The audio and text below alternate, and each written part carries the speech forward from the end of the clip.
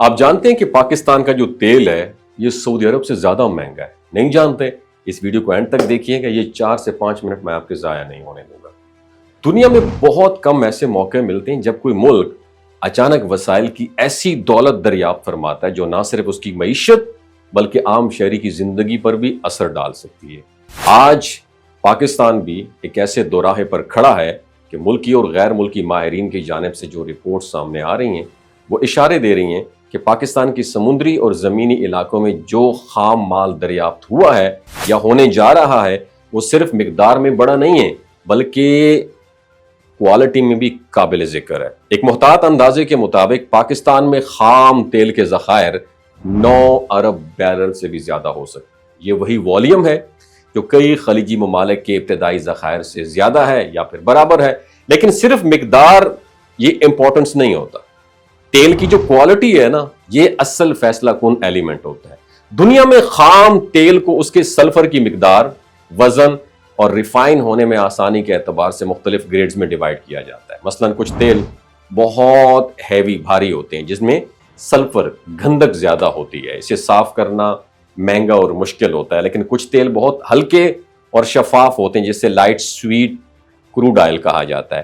یہی وہ تیل ہوتا ہے جس کی عالمی منڈی میں قیمت سب سے زیادہ ہوتی ہے۔ خوش قسمتی سے پاکستان کے ذخائر کے بارے میں جو ابتدائی تحقیقات سامنے آ رہی ہیں وہ یہ بتا رہی ہیں کہ یہاں جو تیل دریافت ہوا ہے، ڈسکور ہوا ہے، وہ لائٹ ٹو میڈیم گریڈ کا ہے اور خاص طور پر ساحلی علاقوں میں اس کے سویٹ ہونے کے امکانات بھی ظاہر کیے جا رہے ہیں۔ اب سویٹ آئل کا مطلب یہ ہے اس میں سلفر کی مقدار کم ہے جس سے ریفائن کرنا آسان، سستا اور ماحول دوست بن جاتا ہے، اور یہی وہ تیل ہے جو برینٹ یا WTI جیسے عالمی ریفرنس کوالٹیز کے بالکل قریب آتا ہے۔ اب سوال یہ اٹھتا ہے، اگر یہ تیل واقعی اتنی بڑی مقدار میں اور اچھی کوالٹی میں نکلتا ہے تو اس کا فائدہ کس کا ہوگا؟ صرف حکومت کو؟ Absolutely not. یہ ایک ایسا موقع ہوگا جہاں پورا ملک ترقی کی ایک نئی شاہراہ پر گامزن ہو سکتا ہے۔ تیل کی مقدار جو پیداوار ہے، اس سے پاکستان کی سب سے بڑی برآمدی چیز توانائی، اس کا برڈن کم ہو جائے گا۔ ہمیں اربوں ڈالر کا ایندھن درآمد نہیں کرنا پڑے گا جو براہ راست زر مبادلہ کے ذخائر کو بہتر کر دے گا۔ پھر جب مقامی سطح پر اس کی ریفائننگ ہوگی تو ہزاروں نہیں لاکھوں نوکریاں پیدا ہوں گی۔ پیٹرول، ڈیزل، گیسولین جیسے مصنوعات ہمیں سستی دستیاب ہوں گی اور ٹرانسپورٹ اور بجلی کی لاگت بھی کم آئے گی اور مہنگائی میں بھی کمی آئے گی اور معیشت میں بھی حقیقی بہتری آئے گی۔ سب سے اہم بات یہ ہے کہ بین الاقوامی سرمایہ کار خود آگے بڑھ کر پاکستان میں سرمایہ کاری کرنے کے لیے تیار ہوں گے۔ انفارمیشن یہ ہے، امریکہ کی 2 بڑی انرجی کمپنیز پاکستان میں جدید ریفائنری لگانے میں انٹرسٹ شو کر رہی ہیں۔ یہ وہ ریفائنریز ہوں گی جو عالمی سٹینڈرڈ کے مطابق تیل کو پیوریفائی، صاف کریں گی اور پاکستان کی توانائی میں خود کفیل پاکستان کو بنانے کی ڈائریکشن میں لے کر جائیں گی۔ اس سے ہوگا کیا؟ پاکستان صرف تیل پیدا کرنے والا ملک نہیں ہوگا بلکہ ایک ایکسپورٹر بھی بن سکتا ہے۔ جب ہم سعودی عرب کی مثال دیتے ہیں تو وہ صرف تیل کی مقدار کی وجہ سے نہیں بلکہ اس سے حاصل ہونے والی پالیسیز، پلاننگ اور ایکسپورٹ کے نتائج کی وجہ سے ہے۔ اگر پاکستان بھی درست منصوبہ بندی کرے، تیل کی آمدنی کو شفاف طریقے سے عوام کی فلاح و بہبود پر خرچ کرے ابراہیم تراورے کی طرح، تو ہم بھی توانائی کے میدان میں اپنی آئیڈینٹی بنا سکتے ہیں۔ یقیناً یہ سب کچھ ایک دن میں تو نہیں ہوگا، اس کے لیے وقت چاہیے، پالیسیز چاہیے، ٹیکنالوجی چاہیے اور سب سے بڑی بات جو ہمارے پاس نیت درکار ہے۔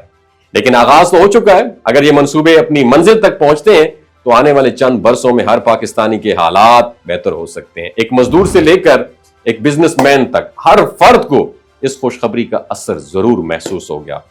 The day has come کہ ہم صرف یہ خواب نہ دیکھیں بلکہ اپنی زمین کے ان خزانوں کو ذمہ داری، سمجھداری سے استعمال کریں تاکہ ہمارا کل محفوظ اور روشن ہو۔ وما علینا الا البلاغ المبین۔